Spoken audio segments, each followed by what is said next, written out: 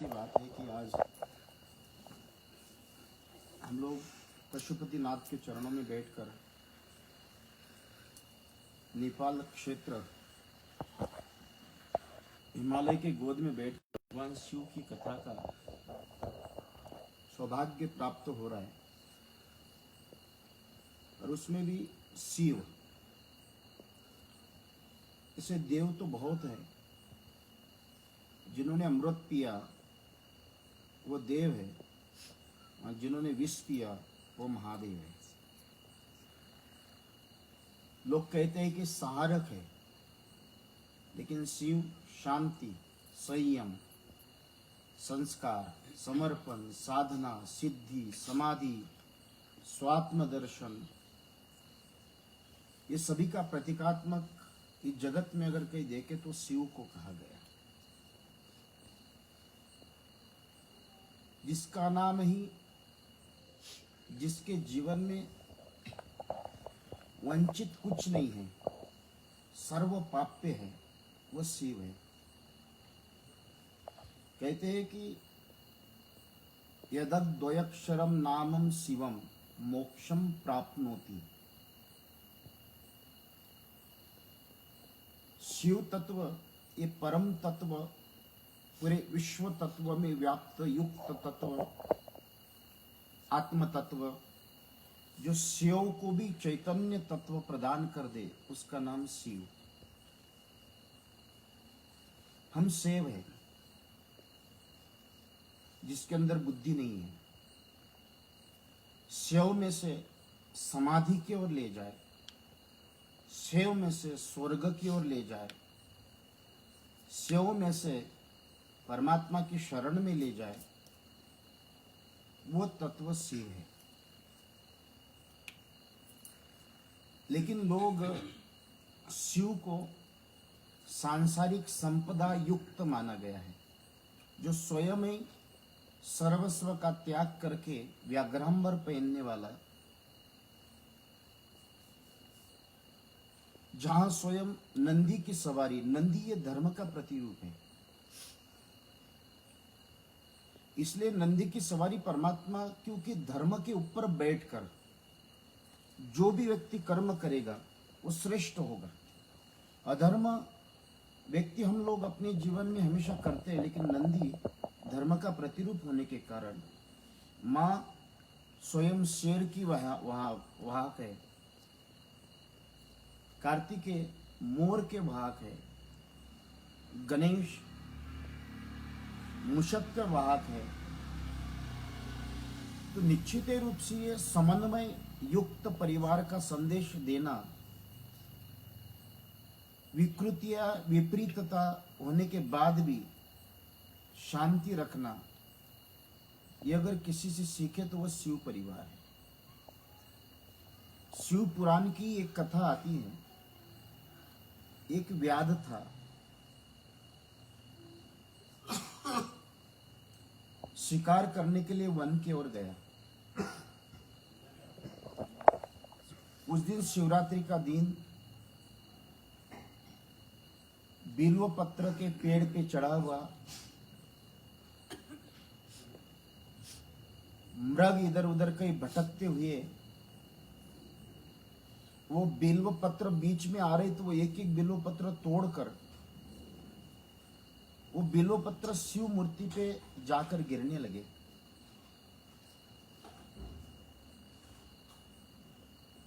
तब शिकार हुए नहीं, सुबह ब्रह्म मुहूर्त आ गया और ब्रह्म मुहूर्त आने के बाद भगवान शिव प्रकट हो गए और उस व्याध से कहा, शिकारी से कहा कि मैं तेरे ऊपर प्रसन्न हूं। तो उन्होंने कहा कि मैंने कोई ओम नमः शिवाय नहीं किया, कोई तप नहीं किया, कोई जप नहीं किया, ऐसा कौन सा पुण्य। उन्होंने कहा कि भले कुछ भी हो, किसी भी भाव से हो, लेकिन मेरे ऊपर तूने बेलो पत्र चढ़ा दिए, इसलिए मैं प्रसन्न हो गया हूं। उसके जन्म जन्मांतर के पाप मुक्त करते हुए महेश धाम गौरवम पुनर्भवा नरान वै भी लोक यमति रौरवम पुनर्जन्म न विद्यते। ऐसी शिव का महात्म्य इस जगत में जो ऑर्डर दानी है, भाव का भूखा है, जिसको भोला कहा जाता है, भगवान कृष्ण गीता में कहते हैं कि पत्रम पुष्पम फलम तोयम, कोई पत्र चढ़ा दे, तो पत्र चढ़ाने की परंपरा, खाली द्रौपदी ने एक पत्र चढ़ा दिया तो परमात्मा प्रसन्न हो गए। पत्रम पुष्पम, भागवत में कथा आती है गजराज की, उसने अपने सुंड में एक कमल लेकर परमात्मा को स्मरण किया, प्रकट हो गए। पत्रम पुष्पम फलम, शबरी ने झूठे फल खिला दिए तो परमात्मा प्रसन्न हो गए। तोयम, अगर हम लोग देखते हैं तो उस सूर्य देव ने भी भगवान शिव की उपासना करते हुए खाली जल चढ़ा दिया तो उनको भी आज पूरे ब्रह्मांड में प्रकाश देने का आशीर्वाद भगवान शिव ने प्रदान किया। श्रोताओं, श्रावण महीने में जितना हो सके दुर्गुणों का त्याग और सद्गुणों का संग्रह, और इसके द्वारा की हुई साधना आपके जीवन में सुख प्रदान करती है। हमारे जीवन में दुख क्यों आता है? हमारे पापों के कारण। हमारी दारिद्र्यता क्यों आती है? हमारे पापों के कारण। हमारा मन अशांत क्यों है? पापों के कारण। जो भी आपके जीवन में घटित घटनाएं, पतन जो होता है, ये आपने किए हुए पापों का परिणाम, वो घटना। हम लोग समझते हैं कि हमारे जीवन में ऐसा हमने कुछ किया नहीं, लेकिन कुछ तो किया है, उसके कारण ये दंड भुगतना पड़ता है। कर्मणा जायते जंतु कर्म नैव विलिख्यते, सुखम दुखम भयम क्षमम कर्म नैव विपद्यते। भगवान कहते हैं कि सुखम दुखम भयम क्षमम, ये हमारे कर्मों का प्रतिरूप है, पापों का प्रतिरूप है। इसलिए तो तीन प्रकार, कायिक, वाचिक, मानसिक, ये तीनों ही प्रकार के पापों का परिणाम उसी तरह से व्यक्ति को दंड परमात्मा देते हैं। धन से पाप करोगे तो धन का दंड देंगे, दारिद्र्यता आएगी। तन से पाप करोगे तो तन का दंड मिलेगा। मन से पाप करोगे तो पागल हो जाओगे। वाणी के से पाप करोगे तो मौन हो जाओगे, वाणी होने के बाद भी बोल नहीं पाओगे। जो जिस तरह का व्यक्ति कर्मणा जायते जंतु कर्म नैव विपद्यते, सुखम दुखम भयम क्षमम, तो जिस तरह से हमने जो काम किए हैं उसी तरह से व्यक्ति को दंड मिलता है। लेकिन उस उदंडता युक्त मनुष्य जब कर्म करता है, उससे मुक्ति अगर चाहते हैं, तो उसके लिए सर्वश्रेष्ठ सहज साधन अगर कोई माना गया है तो उसको शिव तत्व कहा गया है। और शिव तत्व में भी भगवान शिव की साक्षात जासूद जी प्रयाग क्षेत्र में भगवान शिव का उपासना की पद्धति बताते हैं, लेकिन उन्होंने कहा कि अपि द्रव्यम वहे देवम यथा वल्लभ मंचनम अर्पेत लिंग वेर धर्मा चर यदति संततम। उन्होंने कहा कि देखो भाई, सबसे पहले अपने मन का छल निकाल दो। क्या कहा? अपि द्रव्यम वही देवम, जब आप अपने शक्तिनुसार, परमात्मा ने ये नहीं कहा कि घरदार बेचकर मुझे, उन्होंने कहा कि अपने जितना हो सकता है अपने परमात्मा के चरणों में थोड़ा सा अर्पण कर दो, और भक्ति भाव से गोपुर तीर्थ है, उस गोपुर तीर्थ का कोई गंध, पुष्प, धूप, माला और व्यंजन जो आपके भाव बनते हैं, उसकी अगर पूजा की जाए, थोड़ा सा जो भी आपके पास नैवेद्य है, नैवेद्य चढ़ाया जाए और शिवलिंग की मूर्ति पे चढ़ा दे, और प्रदक्षिणा, नमस्कार तथा यथाशक्ति जाप अगर करता है, आह्वानादि सर्वांतम नित्यम कुर्यात सुभक्तिता इत्थत् भयर्चते देवम लिंगम वीरे च शांकरे सिद्धम वाप्निति सुवाप्रितम हित्वाम श्रवणादि कथम लिंग वेरा चात्मतरा मुक्ता पूर्वे महाजना। कितनी बड़ी बात महाशिव पुराण में लिखी है। उन्होंने कहा सिद्धर योनि शिव प्रीत्या। जो मनुष्य अपने जीवन में अपने आप पे थोड़ा सा भी कोई जप कर ले तो उसकी सिद्धता प्राप्त होती है और शिव के प्रिय बनते हैं। और शिव के प्रिय बनने के लिए शिव मूर्ति की पूजा, और उसमें भी आपके घर में कौन सा शिवलिंग रखना चाहिए। स्वर्ण का है, स्फटिक का है, तांबे का है, पीतल का है, लोहे का है, पत्थर का है, उस अष्ट धातु युक्त तो कौन सा श्रेष्ठ शिवलिंग घर में माना है। तो सर्वश्रेष्ठ शिवलिंग उन्होंने कहा कि वेर मात्रे चु सर्वत्रम पूज्यन्ते देवता गणे लिंगम वेरे च सर्वत्रम कथम समम पूज्यते शिवा। सर्वश्रेष्ठ शिवलिंग बताया स्फटिक का। सबसे श्रेष्ठ एक अंगुष्ठ प्रमाण से लेकर 11 इंच के अंदर आपके घर में शिवलिंग रखकर उसकी अगर कोई पूजा करता है, और वो कहते अहो मुनीश्वरा पुण्यम प्रश्नोते महायुक्तम अत्र मोक्ता महादेवो नान्योस्थिति पुरम क्वचितम। अपने जीवन में सूत जी महाराज कहते हैं कि ये ऐसा कोई भी पुरुष नहीं है, ऐसा कोई भी वक्ता नहीं है, ऐसा कोई भी साधारण से साधारण व्यक्ति नहीं है जो परमात्मा की पूजा करने के बाद अपने जीवन में पाप मुक्त होकर परमात्मा के परम प्रिय बन जाए। ये शिव महापुराण कहते हैं। और कहते हैं रूपितवान सकल स्तुताम स्मात् सकला निष्कलम निष्कलात्म निरंकारम लिंगम तस्य समागतम। उस व्यक्ति के जीवन में रूपवान, उन्हें सकल सिद्धियां निष्कलंक हो जाए, शिव अपने आप ही उसको निराकार कर दे और उस शिव के निराकार स्वरूप के अंदर अपने आप ही सम्माहित हो जाता है। इसलिए परमात्मा का उस शिवलिंग का पूजन आपके जीवन में सर्वश्रेष्ठ बताया है। यही भगवान सूत जी महाराज कहते हैं कि यही कारण है कि सब लोग शिवलिंग की निराकार, अब निराकार और साकार, कई लोग भ्रम में रहते हैं जी। एक निराकार होता है कि आप बैठे बैठे 12 ही ज्योतिर्लिंग का स्मरण करें, ये एक निराकार है। जरूरी नहीं कि आपके पास ही घर में हो।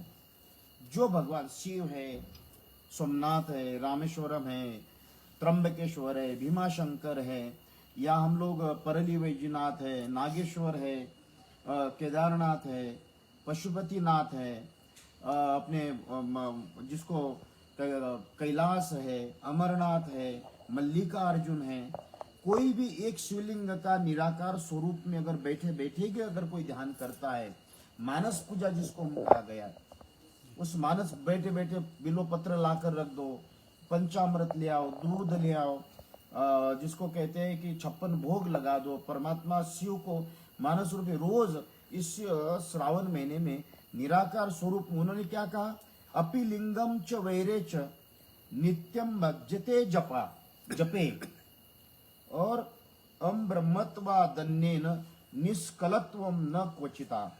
जो निराकार स्वरूप के अंदर परमात्मा की प्राप्ति करते, साक्षात परमात्मा का वह प्रतिष्ठा है, ऐसे निराकार लिंग ही अपने जीवन में उसका ध्यान करें।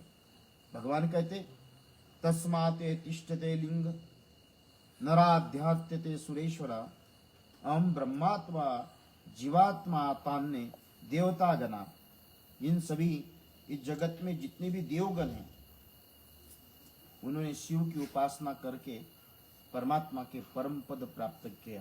चाहे इंद्र हो, चंद्र हो, सूर्य हो, अग्नि हो, ब्रह्मा हो, विष्णु हो, जितने भी, तो उन सभी में तृष्णि सकल मात्रा द्रनियंते वीर मात्र के जीवतम शंकराक्षान्नम ब्रह्मत्वम शंकराक्ष।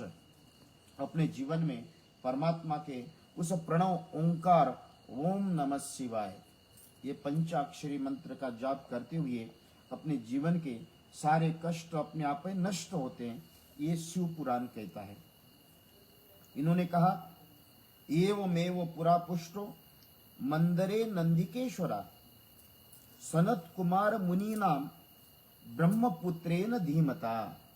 सनत कुमारों ने भी, जो अनादिकालीन सनातन धर्म जिनके द्वारा शुरुआत हुआ है, उन सभी ने भी, उस नंदीश्वर ने भी उस परात्पर परमात्मा की कृपा।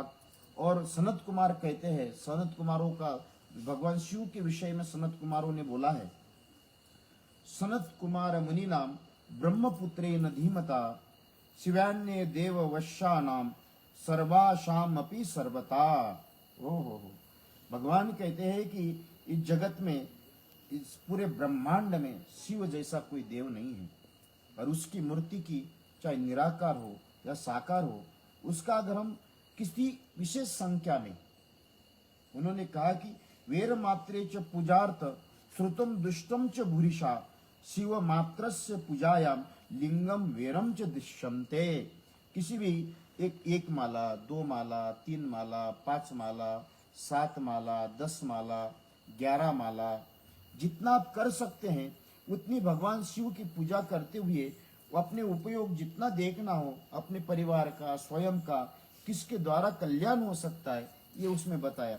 अब नंदी भगवान, नंदी महाराज भगवान शिव के विषय में शिव पुराण में लिखा है, नंदिकेश्वर वाच अनुत्तर सीमं प्रश्नम रहस्यम ब्रह्म लक्षणम कथयामि शिवोक्तम भक्ति उक्तस्य तेना शिवस्य ब्रह्म रूपत्व निष्कलात्म निष्कलम लिंगम तस्सैव पूजायाम सर्व वेदेषु सम्मता।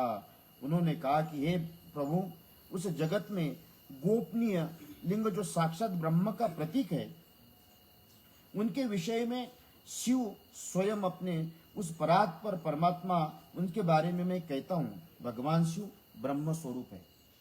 क्या कहा? और निराकार है। इसलिए उन्होंने पूजा में निष्कलंक लिंग का उपयोग होता है। संपूर्ण वेदों का वही मत है कि सकल इस प्रलय के निराकार तथा साकार दोनों भगवान शंकर निष्कल निराकार होते हुए भी कलाओं से युक्त, इसलिए उनका साकार रूप में प्रतिमा का पूजा में भी लोक सम्मत है। उसमें इसलिए निराकार और साकार दोनों के विषय में नंदी महाराज कहते हैं कि शंकर उस देवताओं से अतिरिक्त पूरे जीवन में, चाहे वेदों में, शास्त्रों में, मूर्ति मात्र की पूजा मान्य है। भगवान शिव के कोई ना कोई मूर्ति मात्र की पूजा श्रेष्ठ बताई है। और सदाशिव के दर्शन साकार और निराकार, उसमें कहीं ना कहीं उस ज्योति रूप जो हम दीपक लगाते हैं, उस दीपक के रूप में ज्योति रूप परमात्मा के दर्शन, शिवस्य लिंगम वेरम च दर्शने दृश्यन्ते खलुम। परमात्मा का एक ज्योति रूप में आपको समझ में जो शिवलिंग है, ये शिवलिंग का महात्म्य आपको समझ जाता हूं मैं क्या है। ब्रह्मदेव और विष्णु की लड़ाई हुई, बड़ा कौन? तो दोनों ने कहा कि इस जगत में ब्रह्मा कहते मैं बड़ा, विष्णु कहते मैं बड़ा। भगवान शिव के पास दोनों की लड़ाई गई।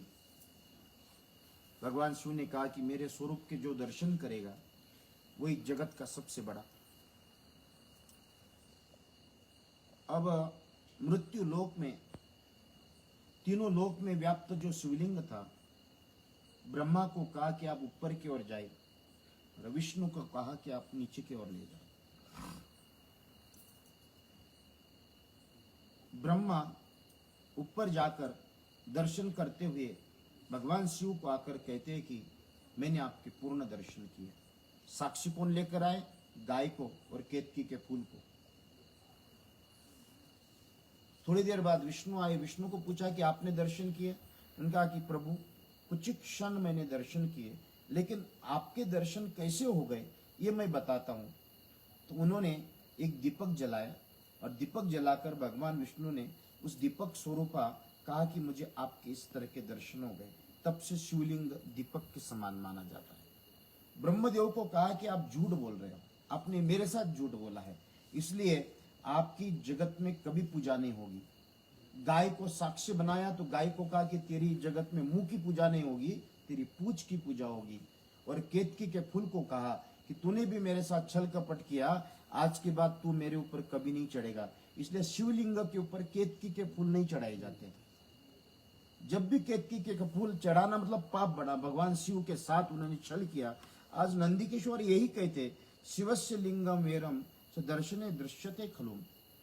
अपने परमात्मा का उस ज्योति स्वरूप में ईश्वर के दर्शन, निराकार स्वरूप में जो कहा गया है, अपने आत्म ज्योति कुटस्थोक्षर उच्चते, आपकी जो आत्म ज्योति भी वर्णन आया है कि उस दीपक के समान, इसलिए कहते कबीर झिलमिल ज्योति नजर न आवे। उन्होंने कहा कि एक दीपक के समान ज्योति है। आत्म ज्योतिष्य नित्यम करोति निवासम, जो आत्म ज्योति आपके हृदय में विराजमान रहती है ज्योति के समान, वो परमात्मा शिव का प्रतिरूप बताया है। इसलिए नंदी कहते हैं निराकार ज्योति रूप, दोनों का ही उस परमात्मा साकार और निराकार।